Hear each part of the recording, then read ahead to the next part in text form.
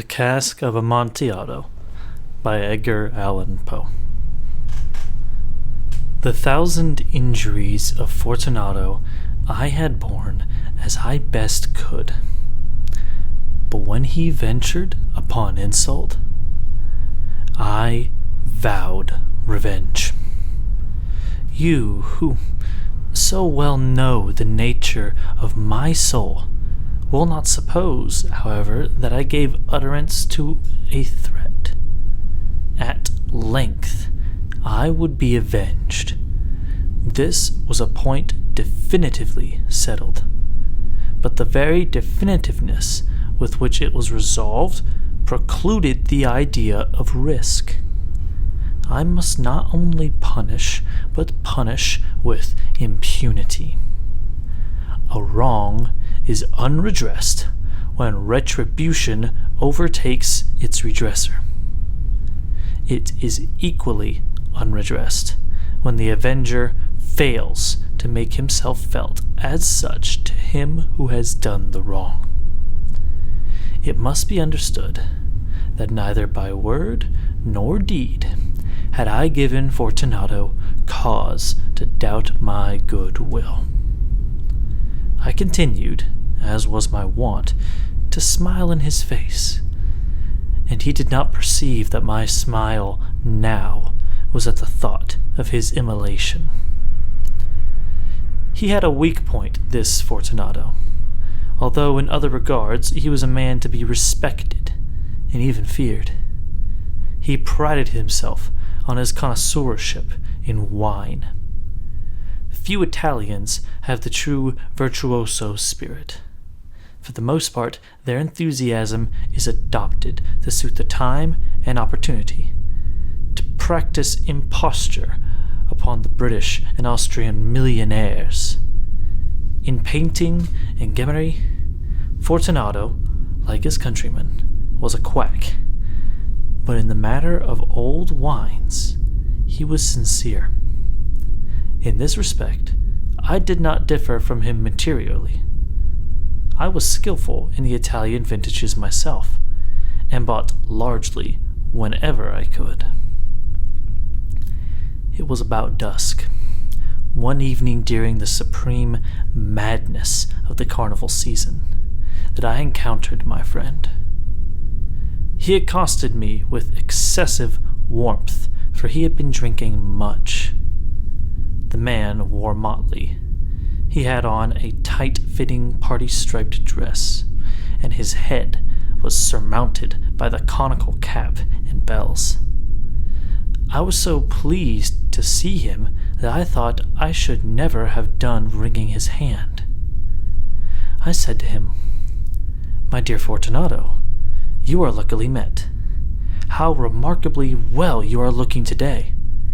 But I have received a pipe of what passes for Amontillado, and I have my doubts." "How?" said he. "Amontillado? A pipe? Impossible! And in the middle of the carnival!" "I have my doubts," I replied, "and I was silly enough to pay the full Amontillado price without consulting you in the matter. You were not to be found, and I was fearful of losing a bargain." "Amontillado! I have my doubts. Amontillado! And I must satisfy them. Amontillado! As you are engaged, I am on my way to Lucchesi. If anyone has a critical turn, it is he. Now he will tell me, 'Lucchesi cannot tell Amontillado from Sherry.' And yet some fools will have it that his taste is a match for your own. Come, let us go." "Whither?" "To your vaults." "My friend, no. I will not impose upon your good nature. I perceive you have an engagement. Here, Lucchesi." "I have no engagement. Come." "My friend, no. And it is not the engagement, but the severe cold with which I perceive you are afflicted. The vaults are insufferably damp. They are encrusted with nitre." "Let us go none the less. The cold is merely nothing. Amontillado, you have been imposed upon. And as for Lucchesi, he cannot distinguish sherry from Amontillado." Thus speaking, Fortunato possessed himself of my arm, putting on a mask of black silk and drawing a roquelaire closely about my person. I suffered him to hurry me to my palazzo. There were no attendants at home. They had absconded to make merry in honor of the time. I had told them that I should not return until the morning, and had given them explicit orders not to stir from the house. These orders were sufficient, I well know, to ensure their immediate disappearance, one and all, as soon as my back was turned. I took from their sconces 2 flambeaux, and giving one to Fortunato, bowed him through several suites of our rooms to the archway that led into the vaults. I passed down a long and winding staircase, requesting him to be cautious as he followed. We came at length to the foot of the descent, and stood together on the damp ground of the catacombs of the Montresors. The gait of my friend was unsteady, and the bells upon his cap jingled as he strode. "The pipe," said he. "It is farther on," said I. "But observe the white webwork which gleams from these cavern walls."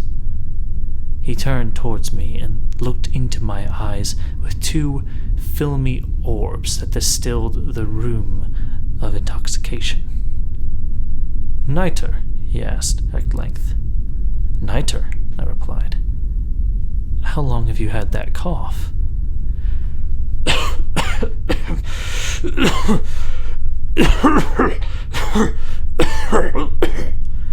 My poor friend had found it impossible to reply for many minutes. "It is nothing," he said at last. "Come," I said with decision. "We will go back. Your health is precious. You are rich, respected, admired, beloved. You are happy, as once I was. You are a man to be missed. For me, it is no matter. We will go back. You will be ill, and I cannot be responsible. Besides, there is Lucchesi." "Enough," he said. "The cough is a mere nothing. It will not kill me. I shall not die of a cough." True, I replied. "And, indeed, I had no intention of alarming you unnecessarily. But you should use all proper caution. Here, a draught of this Mardot will defend us from the damps." Here I knocked off the neck of a bottle, which I drew from a long row of its fellows that lay upon the mould. "Drink," I said, presenting him the wine. He raised it to his lips with a leer. He paused and nodded to me familiarly, while his bells jingled. "I drink," he said, "to the buried that repose around us." "And I to your long life." He again took my arm, and we proceeded. "These vaults," he said, "are extensive." "The Montresors," I replied, "were a great and numerous family." "I forget your arms." "A huge human foot d'or in a field azure. The foot crushes a serpent rampant whose fangs are embedded in the heel." "And the motto?" "Nemo me impune lacessit." "Good," he said. The wine sparkled in his eyes, and the bells jingled. My own fancy grew warm with the Mardot.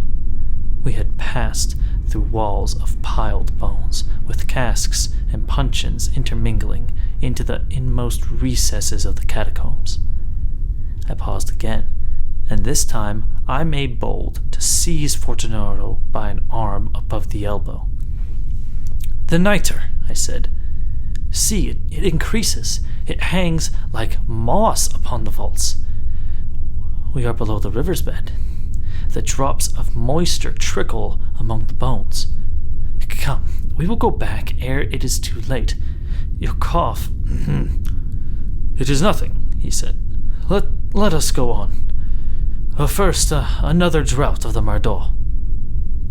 I broke and reached him a flagon of De Grave. He emptied it at a breath. His eyes flashed with a fierce light. He laughed and threw the bottle upwards with a gesticulation I did not understand. I looked at him in surprise. He repeated the movement, a grotesque one. You do not comprehend, he said. Not I replied. Then you are not of the Brotherhood. How? You are not of the Masons. Yes, I said. Yes. You? Impossible. A Mason. A Mason, I replied. A sign, he said. It is this, I answered, producing a trowel from beneath the folds of my roquelaire. You jest, he exclaimed, recoiling a few paces. But let us proceed to the Amontillado. Be it so, I said, replacing the tool beneath the cloak and again offering him my arm. He leaned upon it heavily. We continued our route in search of the Amontillado. We passed through a range of low arches, descended, passed on, and descending again, arrived at a deep crypt, in which the foulness of the air caused our flambeau rather to glow than flame. At the most remote end of the crypt, there appeared another, less spacious. Its walls had been lined with human remains, piled to the vault overhead, in the fashion of the great catacombs of Paris. 3 sides of this interior crypt were still ornamented in this manner. From the 4th, the bones had been thrown down, and lay promiscuously upon the earth, forming at one point a mound of some size. Within the wall, thus exposed by the displacing of the bones, we perceived a still interior recess, in depth about 4 feet, in width 3, in height 6 or 7. It seemed to have been constructed for no especial use within itself, but formed merely the interval between 2 of the colossal supports of the roof of the catacombs, and was backed by one of their circumscribing walls of solid granite. It was in vain that Fortunato, uplifting his dull torch, endeavored to pry into the depths of the recess. Its termination, the feeble light did not enable us to see. Proceed, I said. Herein is the Amontillado. As for Luchesi, he is an ignoramus, interrupted my friend, as he stepped unsteadily forward, while I followed immediately at his heels. In an instant, he had reached the extremity of the niche, and finding his progress arrested by the rock, stood stupidly bewildered. A moment more, and I had fettered him to the granite. In its surface were 2 iron staples, distant from each other about 2 feet horizontally. From one of these depended a short chain, from the other a padlock. Throwing the links about his waist, it was but the work of a few seconds to secure it. He was too much astounded to resist. Withdrawing the key, I stepped back from the recess. Pass your hand, I said, over the wall. You cannot help feeling the nitre. Indeed, it is very damp. Once more, let me implore you to return. No. Then I will positively leave you. But I must first render you all the little attentions in my power. The Amontillado! Ejaculated my friend, not yet recovered from his astonishment. True, I replied. The Amontillado. As I said these words, I busied myself among the pile of bones of which I have before spoken. Throwing them aside, I soon uncovered a quantity of building stone and mortar.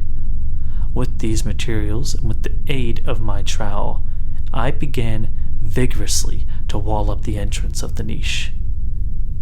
I had scarcely laid the first tier of masonry when I discovered that the intoxication of Fortunato had in a great measure worn off. The earliest indication I have of this was a low moaning cry from the depth of the recess. It was not the cry of a drunken man. There was then a long and obstinate silence. I laid the second tier, the third, the fourth, and then I heard the furious vibrations of the chain. The noise lasted for several minutes, during which that I might hearken to it with the more satisfaction. I ceased my labors and sat down upon the bones. When at last the clanking subsided, I resumed the trowel, and finished without interruption the 5th, 6th, and 7th layer. The wall was now nearly upon a level with my breast. I again paused, and holding the flambeau over the masonwork, threw a few feeble rays upon the figure within. A succession of loud and shrill screams, bursting suddenly from the throat of the chained form, seemed to thrust me violently back. For a brief moment, I hesitated. I trembled. Unsheathing my rapier, I began to grope with it about the recess, but the thought of an instant reassured me.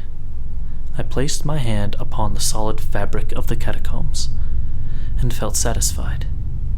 I approached the wall. I replied to the yells of him who clamored. I re-echoed. I aided. I surpassed them in volume and in strength. I did this, and the clamorer grew still. It was now midnight, and my task was drawing to a close. I had completed the 8th, the 9th, and the 10th tier. I had finished a portion of the last and the 11th. There remained but a single stone to be fitted and plastered in. I struggled with its weight. I placed it partially in its destined position. But now there came from out the niche a low laugh that erected the hairs upon my head. It was succeeded by a sad voice, which I had difficulty in recognizing as that of the noble Fortunato. The voice said,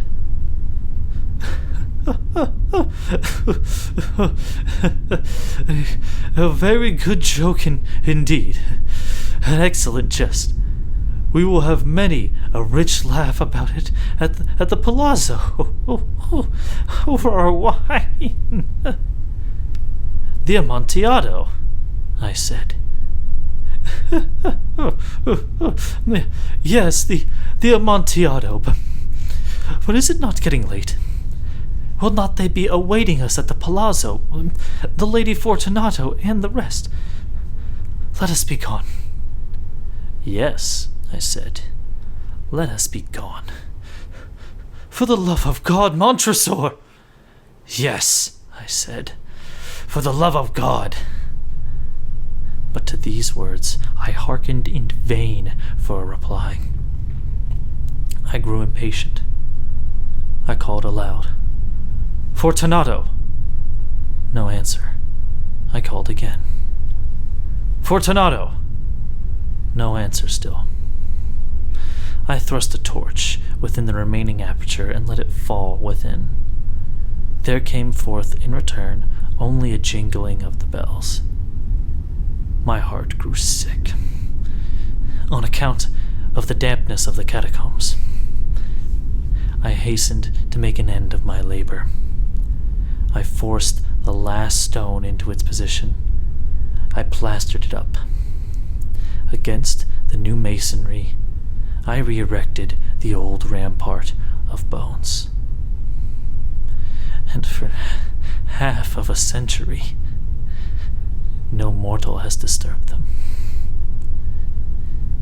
In pace requiescat.